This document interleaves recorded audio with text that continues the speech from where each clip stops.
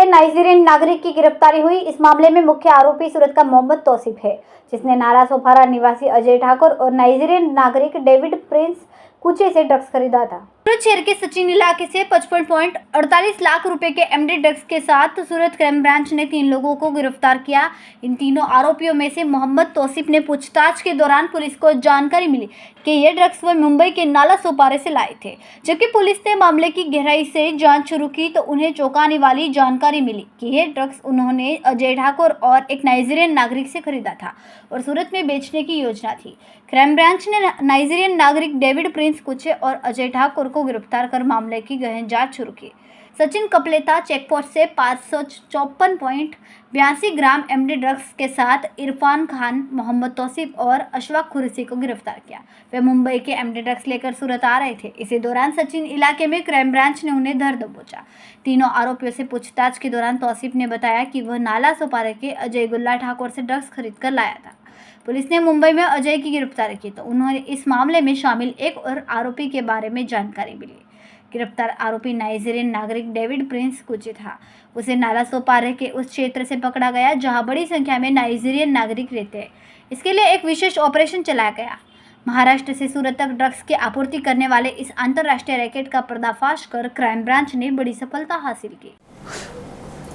Surat crime branch દ્વારા 16/11/2024ના રોજ no drugs in Surat city અન્વયે સુરત ક્રાઇમ બ્રાન્ચ અને સુરત સિટી દ્વારા ડ્રગ્સ વિરુદ્ધની મુહિમ ચલાવી અને સતત ડ્રગ્સ માફિયાઓ વિરુદ્ધ કામ કરી રહ્યા હતા।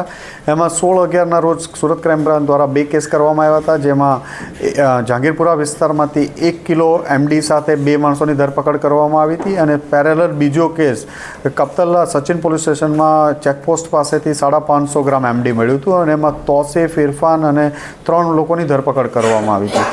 તૌસીફની અને એની પૂછપરછ દરમિયાન તૌસીફ સુરત ખાતે આ ડ્રગ્સ લાવીને વેચતો હતો અને મુંબઈથી આ ડ્રગ્સ લાવેલો હતો નાલા સોપારા વિસ્તારમાંથી, એક માહિતી આવી મળેલી હતી। એની પૂછપરછ દરમિયાન નાલા સોપારામાંથી અજય ઠાકુર નામના એક માણસ પાસેથી લાવતો હતો। અજયને ક્રાઇમ બ્રાન્ચની ટીમ દ્વારા 4-5 દિવસથી આઈડેન્ટિફાઈ કરીને ત્યાં રેડ કરવામાં આવી અને અજય ઠાકુરને મળ્યો। અજય ઠાકુરની પૂછપરછ દરમિયાન આગળ એક ચોંકાવનારું નામ નાઇજીરિયનનું મળ્યું, ડેવિડ ઉચ્ચે નામ।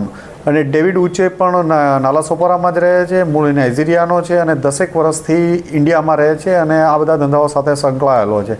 એની આધારે ક્રાઇમ બ્રાન્ચની ટીમે ખૂબ મહેનત કર્યા પછી ત્યાંથી એક નાઇજીરિયન એરિયામાંથી, જ્યાં નાઇજીરિયનો રહે છે નાલા સોપારામાં, ત્યાં એક ઓપરેશન હાથ ધરવામાં આવ્યું અને ડેવિડ ઉચ્ચેની ધરપકડ કરવામાં આવી અને આ લોકોને લાવી અને એમની પૂછપરછ ચાલુ છે।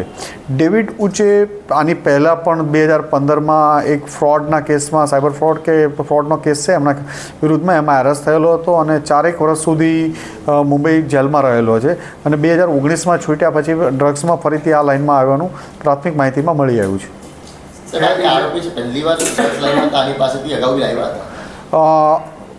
જે અહીંથી તૌસીફ છે એ મુંબઈથી ઠાકુર પાસેથી આની પહેલાં લઈ આવેલો હતો। ઠાકુર આ ડેવિડ ઉચ્ચે પાસેથી પણ પહેલાં લઈ આવેલો હતો, એટલે એ એમની પાસેથી પહેલાં લાવીને વેચી ચૂક્યા છે। જે નાઇજીરિયન છે કયા વિઝા પર અહીંયા ભારતમાં રહે છે? એના વિઝા વેરીફાઈ કરવાના બાકી છે। એનો પાસપોર્ટ અને વિઝા એનો જે 2015માં પકડાનો હતો ત્યારે એને સીઝ કરવામાં આવ્યો છે અને એને કયા વિઝા ઉપર હતો ને એ વેરીફાઈ કરવાનું ઇન્વેસ્ટિગેશન દરમિયાન કરી લેવામાં આવશે। બીજી કોઈ હિસ્ટ્રી ખરી જે 2 આરોપી પકડાય છે એમાં કોઈ? ઠાકુરની નથી, પણ ડેવિડ ઉચ્ચે 2015માં મુંબઈ પોલીસ દ્વારા પકડવામાં આવ્યો હતો અને 4 વર્ષ જેટલો એ જેલમાં રહેલો છે। બીજો આરોપી છે એનો શું કામ ધંધો છે, મુખ્ય કામ ધંધો શું છે? એ અલગ અલગ ફ્રોડના અને એ કહે છે સાયબરના અને અલગ અલગ કોમ્પ્યુટર જોબ કરે છે, પણ એ ફ્રોડમાં હોવાની અમારી પાસે પ્રાઇમરી ઇન્વેસ્ટિગેશન દરમિયાન એવું લાગે છે કે સાયબર ફ્રોડ કરતો હશે। કોઈ ફિલ્મોમાં કેમેરામેન તરીકે પણ એને કામ કર્યું? હા, કેમેરામેન તરીકે પણ એણે કામ કરેલું છે। સંવાદદાતા કૈલાશ કમાવત, BHP ન્યૂઝ, સુરત।